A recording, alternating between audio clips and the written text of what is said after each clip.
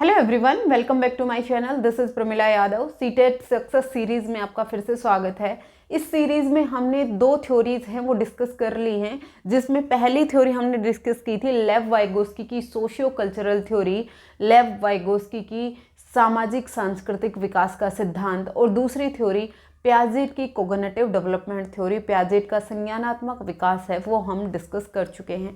आज की जो हमारी क्लास रहने वाली है वो है डिफरेंस की बात करेंगे। डिफरेंस किस किस के बीच में? डिफरेंस बिटवीन पियाजेट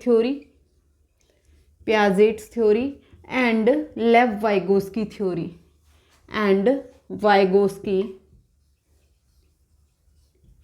लेव वाइगोस्की थ्योरी। देखिए, जब भी एग्जाम में क्वेश्चन पूछा जाता है तो लेव वाइगोस्की और जीन पियाजेट है, इन दोनों में कंफ्यूजन होता है कि हमारा आंसर कौन सा रहेगा। आज की क्लास के बाद आपका ये डाउट को सॉल्व हो जाएगा। देखिए, जीन पियाजेट हैं, हम दोनों के डिफरेंस की बात करते हैं, पियाजेट और वाइगोस्की। पियाजेट और लेव वाइगोस्की हैं, दोनों ही कंस्ट्रक्टिविस्ट हैं, दोनों ही संरचनावादी हैं। ये क्या है? सिमिलरिटी है, दोनों ही कंस्ट्रक्टिविस्ट हैं। लेकिन जो पियाजेट हैं वो एक रेडिकल कंस्ट्रक्टिविस्ट हैं, रेडिकल कंस्ट्रक्टिविस्ट हैं। और जो हमारे वाइगोस्की हैं ये सोशल कंस्ट्रक्टिविस्ट हैं। ये कौन से हैं? सोशल कंस्ट्रक्टिविस्ट हैं। देखिए, रेडिकल कंस्ट्रक्टिविस्ट मतलब क्या है? एकदम कट्टरपंथी हैं, एकदम उस चीज को लेकर स्ट्रिक्ट हैं कि बच्चे अपनी नॉलेज का निर्माण खुद करेंगे, अपने आप कर लेंगे। लेकिन लेव वाइगोस्की कहते हैं कि बच्चे हैं वो अपने ज्ञान का निर्माण खुद तो करेंगे, लेकिन कब? जब वो सोसाइटी के साथ इंटरेक्ट करेंगे, जब वो अपने आसपास के लोगों के साथ इंटरेक्ट करेंगे, तब वो अपने ज्ञान का निर्माण करेंगे। सबसे पहला डिफरेंस आपको याद रखना है, जीन पियाजेट हैं वो एक रेडिकल कंस्ट्रक्टिविस्ट थे और लेव वाइगोस्की हैं वो एक सोशल कंस्ट्रक्टिविस्ट थे। दूसरी बात हम करते हैं कि जो जीन पियाजेट हैं वो मैच्योरेशन को, बायोलॉजिकल मैच्योरेशन को इंपॉर्टेंस देते हैं, बायोलॉजिकल मैच्योरेशन को इंपॉर्टेंस देते हैं। और जो हमारे लेव वाइगोस्की हैं ये सोसाइटी को इंपॉर्टेंस देते हैं। ये किसको? समाज को इंपॉर्टेंस देते हैं, सोसाइटी को, समाज और संस्कृति, सोसाइटी और कल्चर को इंपॉर्टेंस देते हैं। तो दूसरा डिफरेंस ये हो गया। बायोलॉजिकल मैच्योरेशन का मतलब क्या है? हेरिडिटी, अनुवांशिकता। इन्होंने अनुवांशिकता को इंपॉर्टेंस दी है और इन्होंने समाज और संस्कृति को इंपॉर्टेंस दी है। लेव वाइगोस्की कहते हैं कि जैसे जैसे बच्चे में मैच्योरेशन आएगी, जैसे जैसे बच्चे में परिपक्वता आएगी, बच्चे का कोग्निशन है, बच्चे का संज्ञान है, वो डेवलप हो जाएगा। जबकि लेव वाइगोस्की कहते हैं कि जब बच्चा समाज और संस्कृति के साथ इंटरेक्ट करेगा तब बच्चे का कोग्निशन है वो डेवलप होगा।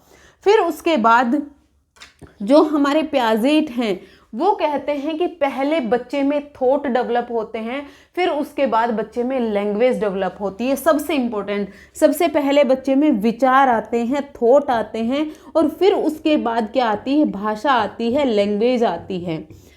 बल्कि लेव वाइगोस्की क्या मानते हैं? लेव वाइगोस्की मानते हैं कि बच्चे में विचार और भाषा, बच्चे में थॉट और जो लैंग्वेज है वो बाय बर्थ होती। कब होती है? बाय बर्थ होती है, जन्म से ही बच्चे में प्रेजेंट होती है। जब बच्चा जन्म लेता है तो जो विचार हैं, जो थॉट हैं और जो लैंग्वेज हैं वो दोनों सेपरेट होती हैं, अलग अलग होती हैं। इसका मतलब क्या है? बच्चा ये नहीं समझ पाता कि जो मेरे दिमाग में सोच आ रही है, मैं किसी चीज़ के बारे में सोच रहा हूँ, उसे भाषा में क्या कहेंगे। ये दोनों सेपरेट होते हैं। कब तक? Age of 3 years. Age of 3 years, जब बच्चा 3 साल का हो जाएगा तो जो हमारे थॉट हैं और जो भाषा है वो दोनों क्या हो जाती हैं? कंबाइन हो जाते हैं। थॉट एंड लैंग्वेज दोनों क्या हो जाएंगे? कंबाइन हो जाएंगे। कब? जब बच्चा 3 साल का हो जाएगा। जब तक बच्चा 3 साल से पहले तक थॉट और जो लैंग्वेज हैं वो दोनों क्या थी? अलग अलग थी। बहुत इंपॉर्टेंट है कि सबसे पहले थॉट को डेवलप करें फिर भाषा को डेवलप करेंगे। ये कौन कहते हैं? वाइगोस्की कहते हैं। वाइगोस्की कहते हैं जब तक बच्चे का थॉट डेवलप नहीं होगा लैंग्वेज की डेवलपमेंट नहीं हो सकती। लेव वाइगोस्की उससे बिल्कुल अपोजिट है। वो कहते हैं पहले बच्चे में भाषा आती है, फिर उसके बाद बच्चे में थॉट आता है, फिर उसके बाद बच्चे में विचार आते हैं। फिर उसके बाद हम फोर्थ पॉइंट की बात करें, जो जीन पियाजेट हैं इन्होंने ईगोसेंट्रिक स्पीच की बात की है। किसकी बात की है? Egocentric speech. ईगोसेंट्रिक स्पीच का मतलब क्या है? अहम केंद्रित वाक्य की बात की है कि बच्चा अहम केंद्रित वाक्य करता है, जबकि वाइगोस्की ने किसकी बात की है? प्राइवेट स्पीच की बात की है। Private speech. देखिए ये दोनों इंपॉर्टेंट चीजें हैं। प्राइवेट स्पीच क्या होती है? प्राइवेट स्पीच होती है निजी वाक। क्या होती है? निजी वाक। निजी वाक क्या होती है? जब बच्चा खुद को ही किसी काम के लिए गाइड कर रहा होता है। मान लीजिए एक बच्चा है, वो एक बिल्डिंग ब्लॉक्स बना रहा है, जो छोटे छोटे बॉक्स होते हैं, ब्लॉक्स होते हैं, उनको मिलाकर एक बिल्डिंग बना रहा है, कुछ भी बना रहा है। जब वो ये कर रहा है तो वो खुद को ही गाइड कर रहा है, नहीं मुझे ऐसे नहीं ऐसे करना है, नहीं ये मैंने गलत कर दिया, ये मैंने सही करना है, नहीं ऐसे कर रहे हैं वैसे कर रहे हैं। बच्चा खुद को ही गाइड करता है, तो उसको हम क्या बोलते हैं? प्राइवेट स्पीच बोलते हैं। और प्राइवेट स्पीच की बात किसने की है? वाइगोस्की ने बात की है। वाइगोस्की ने 3 टाइप की स्पीच की बात की है। कौन कौन सी? एक तो प्राइवेट स्पीच है, दूसरा सोशल स्पीच है, क्या है? सोशल स्पीच, और तीसरी है होती है उनकी silent inner speech. Silent inner speech. ये 3 टाइप की स्पीच की बात किसने की है? लेव वाइगोस्की ने की है। लेव वाइगोस्की कहते हैं कि सबसे पहले बच्चे में क्या आती है? सोशल स्पीच आती है। सबसे पहले बच्चे में क्या आती है? सामाजिक स्पीच आती है। बच्चा दूसरों के साथ बातचीत करना शुरू कर देता है। और ये कब शुरू होती है? As of 2 years. 2 साल की उम्र में बच्चे में सोशल स्पीच आ जाती है। सोशल स्पीच के बाद बच्चे में प्राइवेट स्पीच आती है। सेकंड नंबर पर क्या आएगी? प्राइवेट स्पीच आएगी। और ये किस उम्र में आती है? 3 ईयर की उम्र में बच्चे में आ जाती है। फिर सबसे लास्ट में आती है silent inner speech. Silent inner speech है, ये कब आती है? 7 ईयर्स में बच्चे में साइलेंट इनर स्पीच आ जाती है। जब बच्चे को खुद को गाइड करना होता है तो वो बाहर आवाज़ नहीं करता है, खुद ही माइंड में कैलकुलेशंस, माइंड में ही अपने आप को इंस्ट्रक्शंस देने लगता है, तो उसको हम बोलते हैं साइलेंट इनर स्पीच। तो लेव वाइगोस्की उन्होंने 3 टाइप की स्पीच की बात की है। प्राइवेट स्पीच की बात की है, सोशल स्पीच की बात की है, और साइलेंट इनर स्पीच की बात की है। जबकि जो हमारे जीन पियाजेट हैं इन्होंने ईगोसेंट्रिक स्पीच की बात की है। इन्होंने अहम केंद्रित वाक्य की बात की है। ये कहते हैं कि बच्चे का जो व्यवहार है वो कैसा होता है? ईगोसेंट्रिक होता है। ईगोसेंट्रिक व्यवहार का मतलब है कि बच्चा दूसरे के पर्सपेक्टिव को नहीं समझ पाता है। बच्चा अपने ही पर्सपेक्टिव, अपने ही पॉइंट ऑफ व्यू को इंपॉर्टेंस देता है। जैसे आप सामने खड़े होकर टीचर ने अगर अपना राइट हैंड ऊपर किया है तो बच्चा अपना उधर से लेफ्ट हैंड ऊपर करेगा। बच्चा ये नहीं समझ पाता है कि टीचर मेरे अपोजिट में खड़ा है तो उसका राइट है वो मेरा लेफ्ट होना चाहिए। बच्चा ये नहीं समझ पाता है। ये क्या है? ईगोसेंट्रिक बिहेवियर है, अहम केंद्रित व्यवहार है। तो लेव वाइगोस्की कहते हैं कि प्राइवेट स्पीच इंपॉर्टेंस होती है, और जो हमारे पियाजेट है वो कहते हैं कि ईगोसेंट्रिक स्पीच है वो इंपॉर्टेंट होती है। फिर उसके बाद हम बात करें कि लेव वाइगोस्की हैं वो कोलैबोरेटिव लर्निंग की बात करते हैं। कोलैबोरेटिव लर्निंग का क्या मतलब है? ग्रुप्स में लर्निंग, ग्रुप्स में लर्निंग, लर्निंग इन ग्रुप्स की बात करता है। कौन? लेव वाइगोस्की। आपको कोलैबोरेटिव लर्निंग की जहां पर भी क्वेश्चन पूछा जाएगा तो उसकी बात किसने की है? वाइगोस्की ने बात की है। वाइगोस्की कहते हैं कि जितना बच्चा ग्रुप में सीखेगा उतना ही बेहतर तरीके से सीखेगा।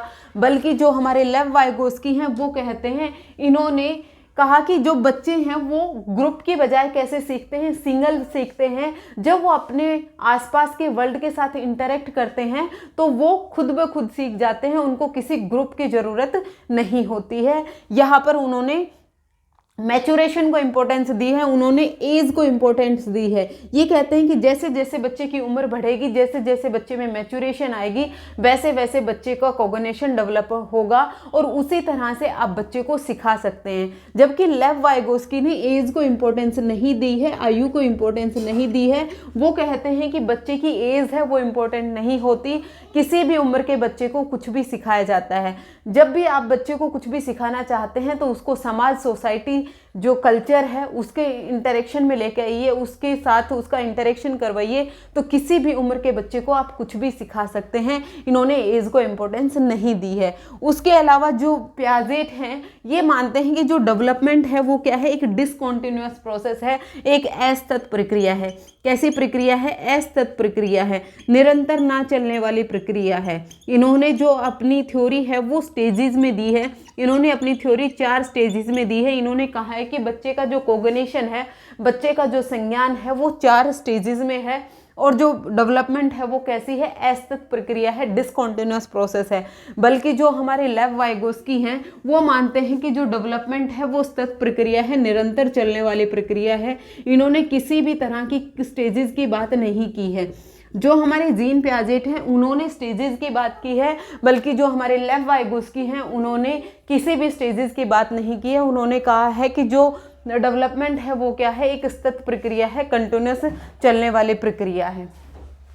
जो लेव वाइगोस्की हैं वो कहते हैं कि बच्चा MKO से सीखता है। किससे सीखता है? मोर नॉलेजेबल अदर से सीखता है। जो मनुष्य उससे ज़्यादा जानता है उससे सीखता है। बल्कि जो हमारे पियाजेट हैं वो कहते हैं कि यहाँ पर किसी MKO, मोर नॉलेजेबल अदर की ज़रूरत नहीं होती है, यहाँ पर बच्चा खुद ब खुद सीख लेता है। फिर उसके बाद लेव वाइगोस्की की थ्योरी में कुछ अवधारणाएं थी जिनकी उन्होंने बात की।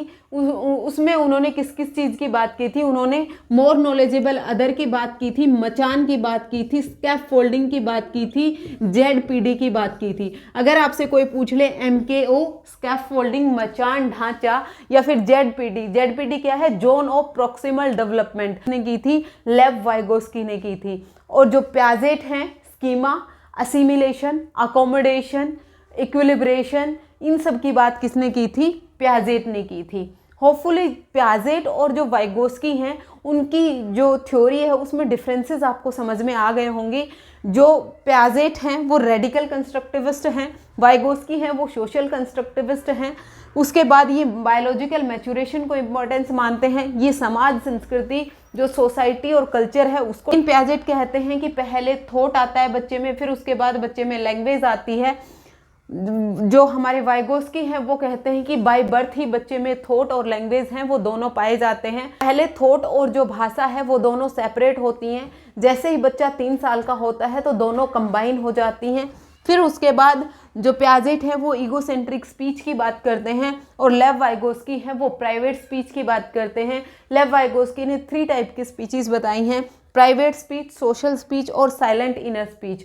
सबसे पहले बच्चे में सोशल स्पीच डेवलप होती है। Social speech age of 2 years में डेवलप हो जाती है। फिर प्राइवेट स्पीच डेवलप होती है, निजी वाक डेवलप होती है वो 3 साल की उम्र में। फिर उसके बाद साइलेंट इनर स्पीच लगभग 7 साल की उम्र में बच्चे में डेवलप हो जाती है। फिर उसके बाद पियाजेट कहते हैं कि जो डेवलपमेंट है वो एक असतत प्रक्रिया है, वो एक डिसकॉन्टिन्यूअस प्रोसेस है। इन्होंने अपनी थ्योरी है वो 4 स्टेजेस में दी है। लेव वाइगोस्की कहते हैं कि जो डेवलपमेंट है वो एक कॉन्टिन्यूअस प्रोसेस है, निरंतर चलने वाली प्रक्रिया है। इन्होंने अपनी थ्योरी में किसी भी तरह की कोई स्टेजेस की बात नहीं की।